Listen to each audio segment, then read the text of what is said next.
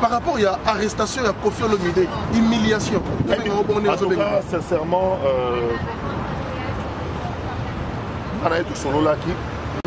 je désapprouve totalement la méthode utilisée.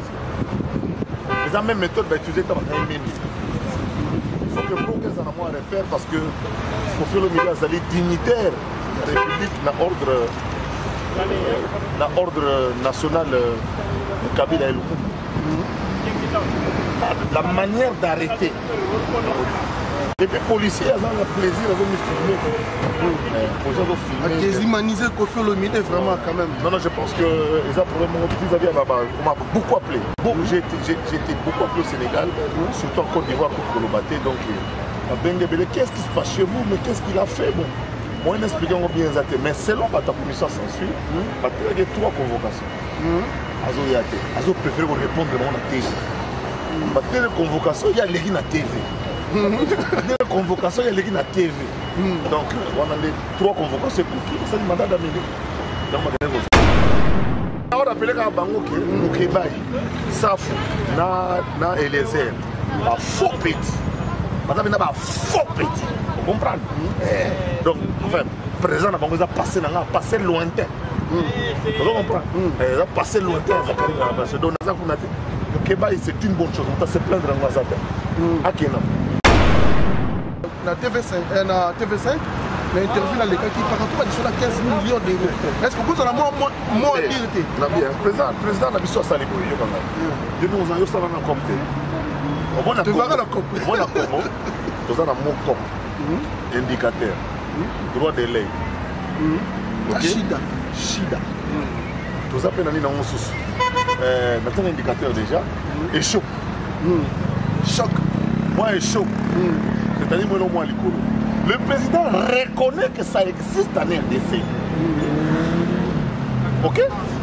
Maintenant, ça a mis au point maintenant. Parce qu'il faut que le chef de l'État à l'endroit, pas à l'envers. Le chef de l'État dit, moi j'ai 55 ans. La salle va copier les Master Morobo et Abisso Baloucha. Que je salue leur combat, je salue. Na tout n'est pas question mon frère Baouma. Fred Baouma, yo ça la copte. Avant, il va prendre en charge comme Maloucha. Yo ça la copte. Copte à Neni. Ce qu'on appelle la rétrocommission. Et là, on a la fatigue de français vendu. Chaque mot à sa place. Nous sommes français, nous sommes latinistes, nous avons respecté ma casse. Quand il dit que les adversaires les plus acharnés, le mot acharné est à sa place. Donc quand il parle de la rétrocommission, qui est une forme de corruption, il reconnaît que ça a été généralisé en RDC. Mais dans le bureau de l'État, au foot, il y a un soit ban. Attends, Madé soit ban. Mais Madé soit ban. Mais quand il y a un bureau, il y a un document. Le document, il y a l'État au foot. Donc, nous avons dit, ah, les autres, au Tiki vous comprenez? Au Tiki c'est ça la rétrocommission. Par rapport à l'arrestation de Koffi Olomide, humiliation. En tout cas, sincèrement,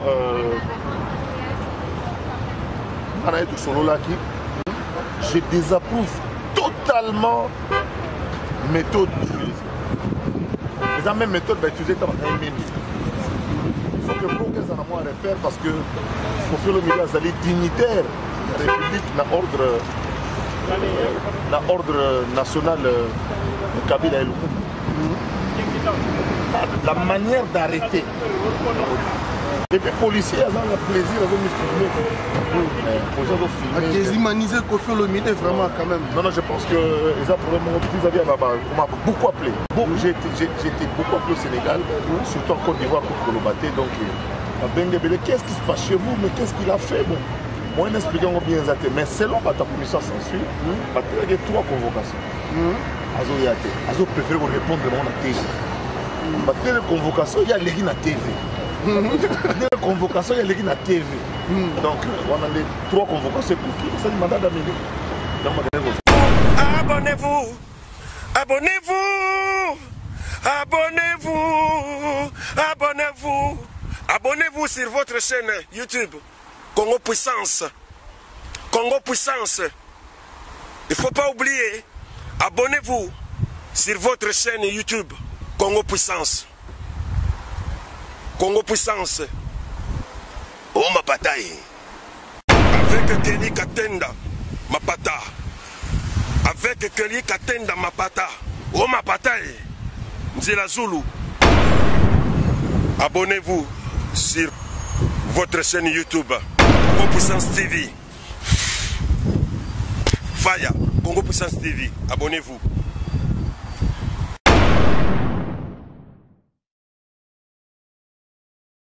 Voilà, merci beaucoup mesdames et messieurs, fidèles internautes partout dans le monde. Vous allez suivre encore une fois de plus Kelly Katenda Mapata sur Congo Puissance Télévision. Merci de votre fidélité toujours. Parce que dans la minute, vous comprenez bien que les émissions Congo Puissance, alors vous voyez très bien, ce qui n'a bimi, c'est qu'il y a quelque chose. Voilà, aujourd'hui, je pense que vous avez remarqué, on a Tour Eiffel, il y a un placement historique, il y a une émission. Mais dans cette émission, je vais recevoir aujourd'hui encore, une fois de plus, Honorable Zakari Bahabaswe. Honorable Zakari Bahabaswe, et à qui nous allons essayer de partager cette émission, tout le béla, de toucher tous les sujets. Alors, restez connectés, scotchés. Quant à moi, je vais recevoir Honorable Zakari Bahabaswe. On va recevoir, mais tu vas toucher tous les sujets. Goûter à primer, c'est du marron. Juste ici, ma caméra. Goûter à primer, c'est du marron. Pour ça, le témoin. Goûter à primer, c'est du marron. Tout le fait de la matinée. Pelouse à Mickey, nous allons tomber sur l'échafaudage. On va tomber sur le voilà, fait faire. Bookson témoin. Albert Mboyo témoin. Goûter à primer, c'est du marron. Tout le fait. Pour la première fois, goûter à primer, c'est du marron. Il y a ma Bomboro, la pointe. Danger. Honorable Zakri, tout le monde est à Paris.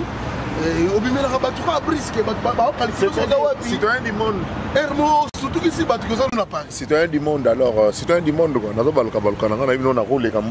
tant que guerrier combattant Zali. Donc, bureau état-major Zali, parti Bayingando Zali, Kams Kamen Zali, Jinamu Jinga Zali, Luxon Kang Zali, Serge Kassan Zali, Raf Lutumba Zali. Parti Baingando Azali, donc on a un bureau staff et puis mingi vient dans nitu mambo mobile ya Eliane nitu. Donc maman il est nitu. Na lobi na yo vient dans nitu ayebinga banana sana na université na Ipen. Donc oui pena mbiaka ya kosakanate exemple modèle à suivre oyo vie et réussite na poto conseil théo kanga vie toujours dans l'ombre mais très très fort plus que l'OTAN et l'ONU réunis. Vous comprenez? Donc il y a des soldats qui sont en Afghanistan, à Botolamboka, à Zonga, à Baraba, Taliban. Viens Nitu. Merci à Yango. Viens Eliane. Maman Eliane. Maman Eliane Nitu. Maman Eliane. La Providence.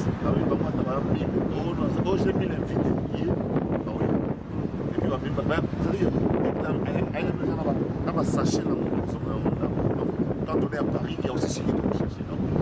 Ah, président Chiki de Mouchachino. Président Chiki de Mouchachino, il y a un problème.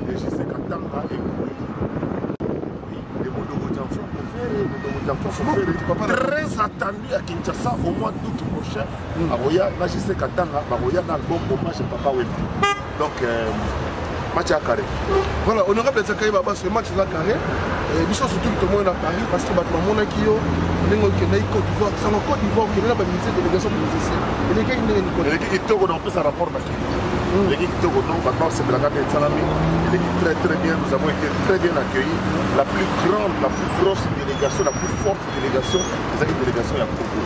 Parce que tu l'accès dans le Bolingo, nous avons fait la nation, nous avons fait la matanga, nous avons fait la non, nous avons fait la posons, nous avons fait la tchana, nous avons fait sur le rôle à gouverner, ils allaient quitter, c'est bien comprendre. Il faut faire ce mouvement de temps. Ils allaient quitter, il faut faire ça. Finalement, tu connais un mouvement de temps. Donc, comme nous sommes une délégation de l'État, mais si pas été. Et comme il faut faire ce mouvement, on a représenté tous les musiciens, toutes les tendances, tous les groupes. La génération, tous les agréés représentés. Nous sommes avec l'honorable Isaac, ça une liste. Dans sa liste, on a une liste, Tigo Félix. Tigo Yomo, Foutabi, la Foutabi, la Foutabi, fait réviser l'humanité. Il fallait faire tout ça du bien, on fait bien à Québec, on fait bien à Québec. Donc quand la liste n'est ni billet à Moutounamoutou, billet à Moutounamoutou et puis avion régulier, c'est-à-dire que nous avons Air France, nous avons mis ticket dans le canton de na sala pe liste mo de ko sa wala daga fa pi ngale mo pouvoir mo bo évidemment na pena pouvoir charge na pena pouvoir on a charge mo bo fa za ka ponga buta ko sa ma ka mo ngai et les gars bien participer par reconnaître quand même à moi certaines valeurs parce que ça ngai ko pe ça ngai moi valeur wana na le bana komba ba délégation parce que tout ça tout pena roga na manager na bébé retour na peut-être sur c'est grave parce que mon beau tout parce que pour l'accès bina que bon ko e mo ko ça va ko ambiance mo na carte avion na collègue na bino mo journaliste sur mon collègue à nous dans concerné comme on a eu Chirez il peut ça dire ba il faut faire une vie na qui ba jeli boîte na parce que mais tout coach na il va te belé pour mon te bolingela il y a qui a pas bomba tout le monde il a quitté na ba nature le que yo kana ye ba jeli boîte c'est pour ça que ba démarche ensemble na ndenge ça ba tikala tout on a jeli ba visa biso ba tozali ba visa pour côté na vie. Voilà, merci beaucoup honorable Zakai Baba. Nous allons fermer cette parenthèse. Mais puisque vous êtes en Europe, les lots en France, évidemment, vous allez équiper la Belgique à la Minguité, vous allez équiper un événement à Fatih Ndenge Souka. Point de vue par rapport à l'événement de Ndenge Zagiro. Fatih, ça va quoi? Fatih, vous n'avez pas ça. Pour plein, on a installé de fois, ça va quoi? C'est-à-dire, Batoubaïa en désordre, nous avons coordonné à Zati. Donc, Batoubaïa, on dirait, on a évité la outil. C'est Fatih, ça va quoi? Batou plein ya pour sakanate ngai na provoquer ba plein na mboko ya bandule et semblait na plein ça ya bandule. Sincèrement, ce que j'ai vu en Belgique, ça me dépasse complètement. Ça me dépasse complètement et tout le monde était là pour soutenir le chef. En fait, ça veut dire quoi? Ça veut dire simplement que na biso bato to na libanda mata. On va na kata mata. Tout souhaiter ka mboko ko négocier. Voilà, c'est ce que ça veut dire. Fatia Tchebar du Colo, c'est bénéfique pour nous, pour tous les Congolais. Les Congolais Mogota gagné, nous sommes perdre la Zadi. Si vous comme des taux en Boka, la Est, on a moyen de ça. Par contre, quand on a chef rebelle, on a armé peu fâché, par exemple, comme on est bien, la carte en Boka, les choses évoluent, et puis Fatia, le Colo du Colo, a tiré du Colo, il faut mater le Colo parce que nous n'avons pas beaucoup de choix. Je voudrais rassurer ma présence à Colo. Pour tout le monde, on a un choix. On a un choix. Il y a un Libanais. On a un choix. Il y a s'opposer. Mais Nathalie, entre m'opposer à l'idée et Fatia Fatia. Qu'est-ce que le Congo gagne? Le Congo gagne parce que le Congo a sacré dans la base de leader d'opinion. Il y a un lobal, le bateau Rotala. Il y a derrière Fatia. Il y a derrière Fatia, derrière ses idées. Pour que tout quoi adhérer à la vision. Ce qui prophète dans sa vision, il faut bandimi, beaucoup dans la vision pour l'église de l'église. Badiacre, badiaconesse, oh tata choral, beaucoup dans la vision. Il y a prophète Condé. Comment évoluer dans ma source. Ce qui est beaucoup dans la vision, beaucoup dans la vision. Oh apôtre Mouton. Quand dans la vision, oh Kabundi Walesa. Kabundi Walesa, papa Kalawasa na besoin. Papa Kalawasa tindinga. Papa Dodi Walesa. Papa Kalawa tindinga ina mona. Papa Kalawa Suède tindinga ina sola na mona Kabundi Walesa. To sola na ye. Abo abika no kende Kabundi Walesa a prier. OK. Ngai bandi ma pasa nyo sa bandi nzambe na Kinshasa. Pasa bandi ko ngai ba tsana ba ko parce que génération moko. Na ko kende. Papa na ngai to. Oya tu asika. Oyo batikali bakalo ko bazana yana ngambike ba agent quelque. Mais baza na beaucoup de responsabilité à donc bref, ce qui s'est passé en Belgique, les alliés dans autour de ça, les États-Unis, dans le en France, à partir du 13 novembre, les mamans Fatih, petit nangai bijou meta, ont mobilisé sur la sakanate, va sentir la différence mine en Londres, boya ba te belé, et ça la belé, on s'en parce qu'on a animé une conférence à Paris entre le 7 ou le 9 novembre avant chez Faya. Voilà. Titre Nango. Quel intérêt y a-t-il de soutenir Félix Antoine Tshisekedi? Quel intérêt? Titre Nango. Mais honorable des actes, par rapport à tout le monde qui est arrivé à président, Félix Tshisekedi de la Belgique, tout le monde a ça la mamoutou contre les s'opposer, c'est pas du tout. Donc, il y a un bon motif. C'est normal, il y a un peu de famille, il y a un peu de manifester. C'est ça les manifestations.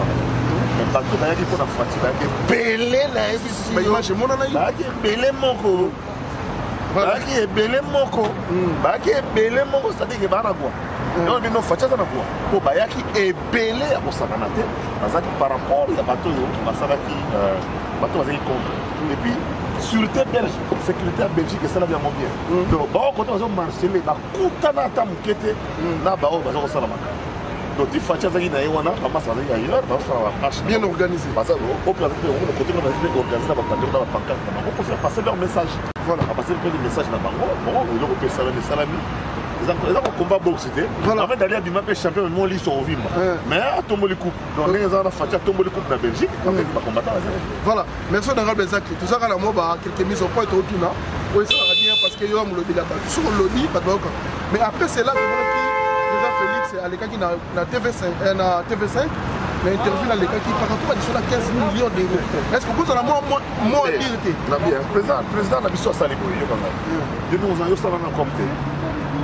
Tu vas à la COP. Tu vas à mon COP. Indicateur. Droit de l'œil. Shida. Tu vas appeler dans mon sous. Maintenant, l'indicateur déjà. Et chaud. Choc. Moi, et chaud. C'est-à-dire, moi, moi, le président reconnaît que ça existe en RDC. Ok? Mais il a sa mise au point maintenant. Parce qu'il faut que le chef de l'État à l'endroit, pas à l'envers. Le chef de l'État dit, moi j'ai 55 ans, la salle va copier les Mastamoro Boyabiso Baloucha, que je salue leur combat, je salue.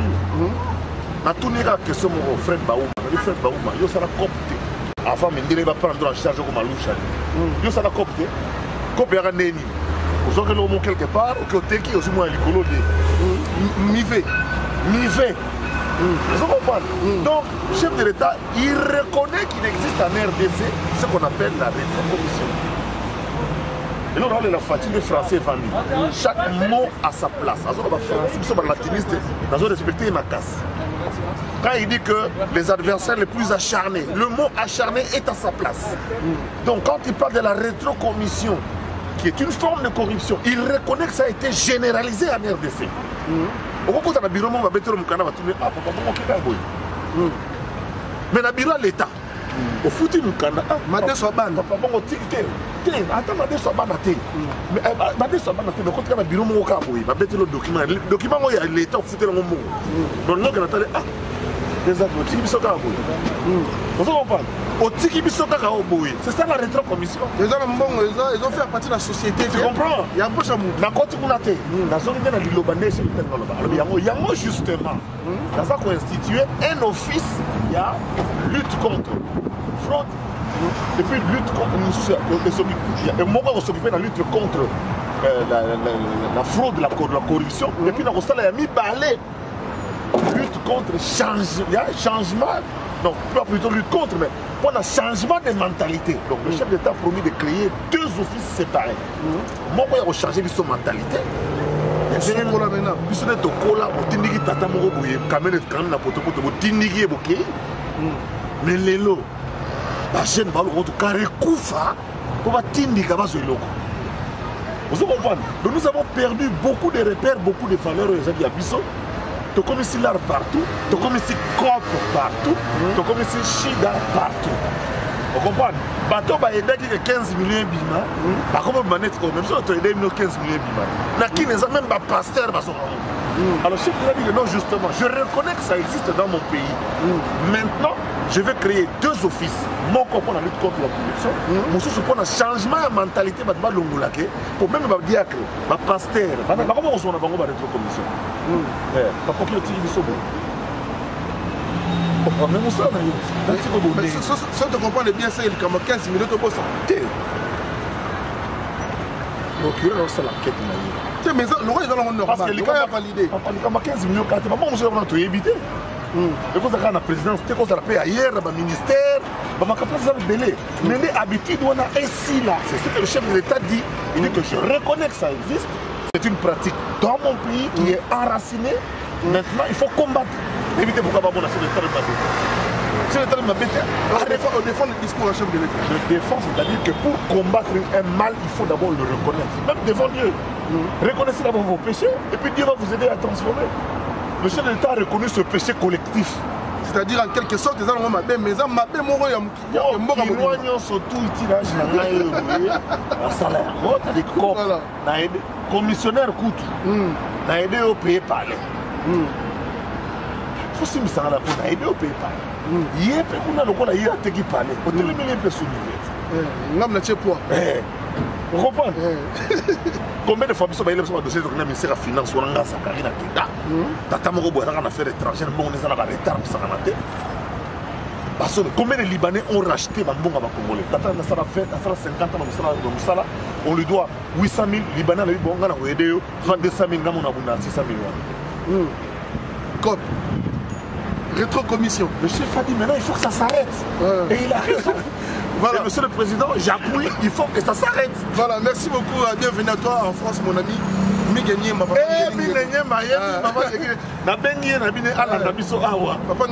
Photo confirmée. Mais honorable Zach, deuxième point de vue pour nous clôturer le sujet à la présidence de la République, mais comme il y a scolarité gratuite à Kinshasa. Est-ce que vous pensez que, selon votre point de vue, est-ce que aussi. Est-ce que vous pour un important école belge à Rabou? Même si vous avez un temps,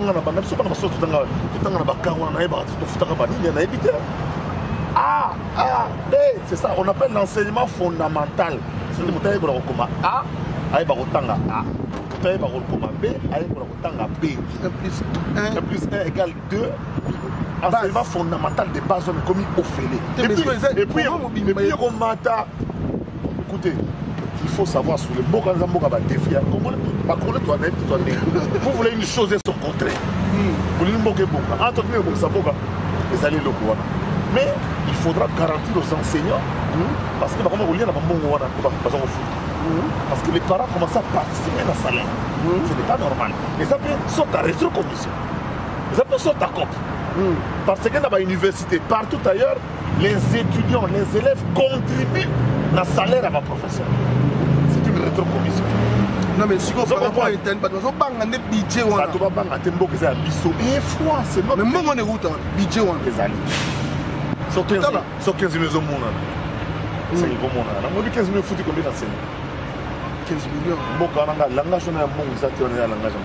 Les langages, toi, on a cannabis au temps pour ça. Il n'y a pas d'argent, il n'y a pas d'argent. Mais on va bateau. On va les sorciers. Voilà, merci. C'est de la sorcellerie qui est de dire qu'il n'y a pas d'argent. Bon, merci honorable Sakari Babassou. Il y a une autre politique, côté culturel rapidement. Et par rapport à l'arrestation, il y a Mike Mukebay. Point de vue, il y a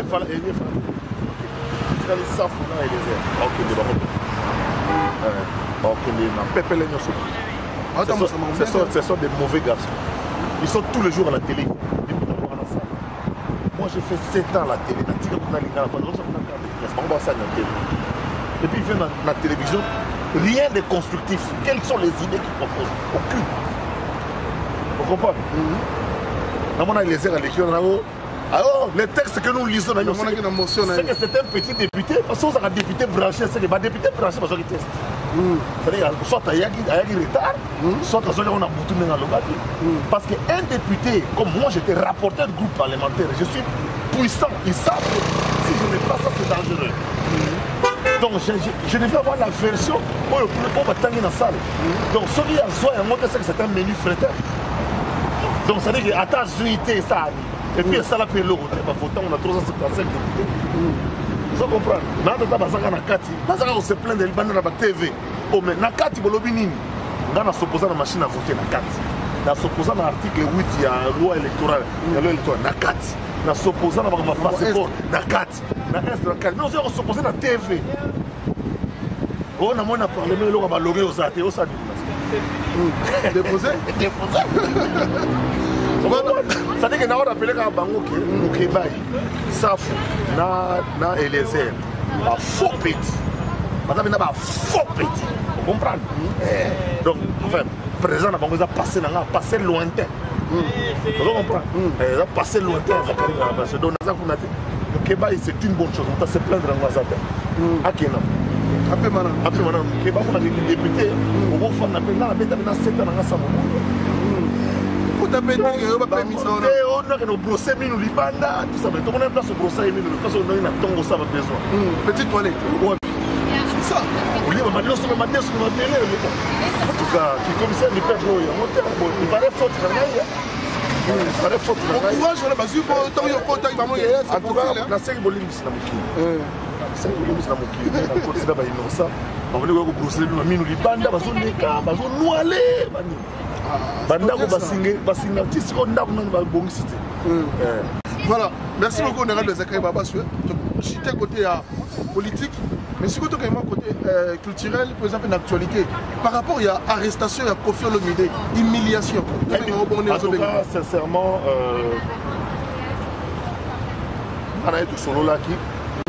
je désapprouve totalement la méthode utilisée. Les mêmes méthodes utilisées dans un minute. Il faut que pour qu'elles en aient un repère parce que Kofi Olomide est dignitaire de la République dans l'ordre national de Kabila et Lumumba. La manière d'arrêter. Et puis les policiers ont le plaisir de me filmer. Ils humaniser Kofi Olomide vraiment quand même. Non, je pense que les on m'a beaucoup appelé.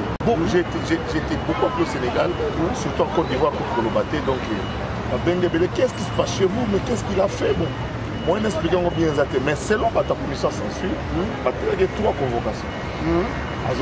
Azo préfère répondre à la TV. La convocation, il y a les gens à TV. La convocation, il y a les gens à TV. Donc, on a les 3 convocations pour qui? C'est le mandat d'amener. Mais la façon dont Julien de bien. On va Julien bien à autoporter plainte contre la personne qui peut tenir, mais doit être sanctionné. Voilà. Mais si on aurait Zakaï Babasoué, est-ce que quand il y a une censure élection dans le censure, ça m'a un peu effectivement. Mais là, on n'a pas de détails. C'est une loi qui est encore là, qui n'a pas été abrogée. C'est un service qui existe, qui est rattaché au ministère de la Justice, qui existe. Donc, texte Moroté Lomoli Angoza. Kofi a lancé pétition pour que tu vas signer pétition, mais pour l'instant, il n'y a aucun document où il est abrogé et évolué comme ça de censure. Mais pour la commission de censure, continuer à exister ou bien pas le préféré que nous préférons le bandit qui est à Ouaboye, même ceux qui ont mis ça dans l'album, dans le titre, dans le crime, ils ont prêté dans la confusion. Je pense que pour un changement de mentalité, vous avez la rubrique. Mais pour la commission de censure honorable, exister, je pense qu'il faut exister sous forme, il faut changer de forme. Mission, on fait changer. Et ça, il n'y a que le législateur qui peut changer. Donc, tant que ça existe, donc il faut changer de forme pour éviter les dérapages. Des dérapages dans ma crie, dans ma loba, dans ma voix, dans le comportement. Mais d'autre part, par rapport au chaos, à qui la faute? Commission de censure ou bien à Kofi Olomide? Je pense que la loi dit qu'avant, nous disons qu'il faut faire une commission de censure. Il faut poser $2500. J'en sais rien. Évitez ma commission de censure. Je dis simplement que cette loi doit être révisée. Il faut qu'on la revoie. Les censures comme un léger par rapport à la comme la vendée dans ma boîte parce que Banzé mon bétarango déjà.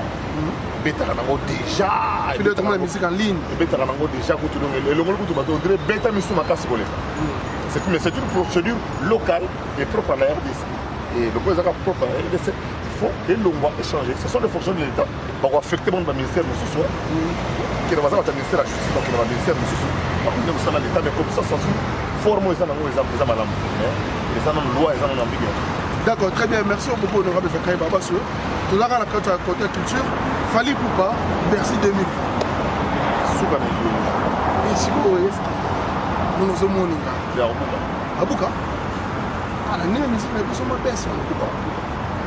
Vous avez la Bercy dans la nuit du mardi. Ce qui se passe dans la Zambie, on a dit. La Zambie, à Abuka. Comme ça, ça va bien. Faire les travailleurs au pays. Ça va bien. C'est une mission qu'on n'a pas soutenue. On a bercé des camarades. Pour ça, il n'y a pas de salade. Ça en sorte qu'on a créé une émulation. Pour ça, nous avons eu 4 bercés. Et là, parce que comment il est moi tout ne dis pas que vous avez la robe de la sous-bercé. Qui ne dit pas que je veux bien la robe de la sous-bercé. Qui ne dit pas que vive la musique sans papa même la rose on va faire ça. Comment pas la musique pratically par la leke ba yesi pour 5e génération que ba ba ça va. Ba ko mettre merci. Mundi ba ko mettre. Fabrigaz. Mais toi, tu as fallu ma bourre, la fongoni, c'est là, merci. Il faut qu'on fourre la bourre dans la génération. Il y a la génération intermédiaire.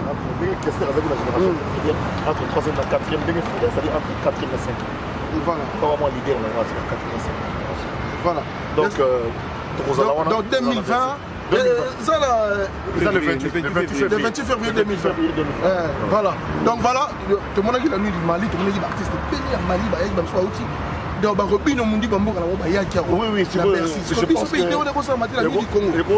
la nuit du Congo, tu as un concert à Fali. La nuit du Congo, tu as un concert à Fali. Tu as un concert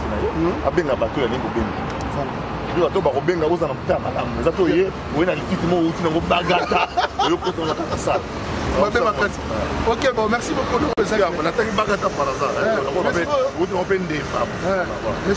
Moi, dernière actualité, lobby Gims, Stade de France complet. De Gims, ça va, papa n'a pas une invitation. Je moi, j'étais là de Brazzaville parce que Brazzaville est tombé sans résistance par les amis de Zakri Mouabas qui ont organisé le concours à Brazzaville. Une ville qui m'aime beaucoup et une ville que j'aime beaucoup, Brazzaville, la Verte. Je ne pouvais pas rester ici. Donc, si c'est un carton, donc chapeau bambou. Stade de France. Stade de France pour moi, donc moi j'ai presté là-bas comme maître de cérémonie. J'ai été formé au Stade de France. Je suis le seul Congolais à être formé au Stade de France. Donc j'ai presté là-bas au Stade de France comme présentateur de grandes soirées. Voilà. Voilà, mais tout le monde a ça, ouais, ça fait 7 000 € par mois. C'est beaucoup d'argent. 7 000 € par mois. Donc bateau pour un maître de cérémonie au Stade de France gagne 7 000 € par mois. Encore que là, je gagnais ce montant-là en tant que Congolais. Parce qu'on me coupait presque 4 000 € pour tout ce qui est impôts et taxes. Donc j'étais dans le aussi, on m'a beaucoup 7 000 par prestation. Donc, et je devais passer chaque fois chez le médecin. Le médecin à travail, il faut le banaza apte. Chaque fois, on a presté. Et ma dernière prestation, c'est la nuit africaine, pour tout ça, il y a Fali, Wera, Magic System, Master Billet de la Zaïza. Les APID, on va mettre des cérémonies. Parce que maître de cérémonie, à sa présentateur, à sa animateur. Voilà. Merci beaucoup, honorable Zakari Baba. Merci. Donc voilà, mais un dernier mot n'a pas dit. Au théâtre, dans maître Chims Mangayo Yebi. Bon, Noro ya Tetia. Merci à trop, Yebi Tetia, son masolo. Et c'est un ami qui est basé dans la Katamabele, qui est bien à Calamité pour Roya. Quel Canada, c'est là, Bercy. Bercy, quel bien à satellite, n'a maniqué Foboya. N'a maniqué. Merci.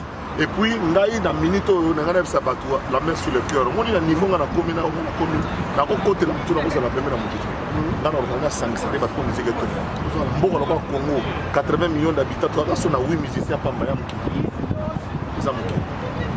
Na outi na Côte d'Ivoire na moni modèle ba Davido ba owe na roga na moni modèle ba Jim Martins bazo owe la Fali ba leki ba Fali na mbongo ba leki ba roga na mbongo mais ndenge bazo owe la musique à Congo et ça il a plaisir donc Zambia biso Zambazana biso tout évolue bien mais ça va toujours bien. Moi je jouerai mon rôle par rapport au Nazali rêve na ramener Wenge Beta on est ensemble, on surtout. Avec un stade, 3 concerts, on VIP, on a soirée de gala, petit gala, on a petit VIP, on a petit stade. 3 concerts à Wenge, bango tout na Robert et Coco Tabaye, ata oye maté, ate le makawana. Et tu m'as mis à boire à la place. Pour génération Wenge, on a des rêves dans un micro.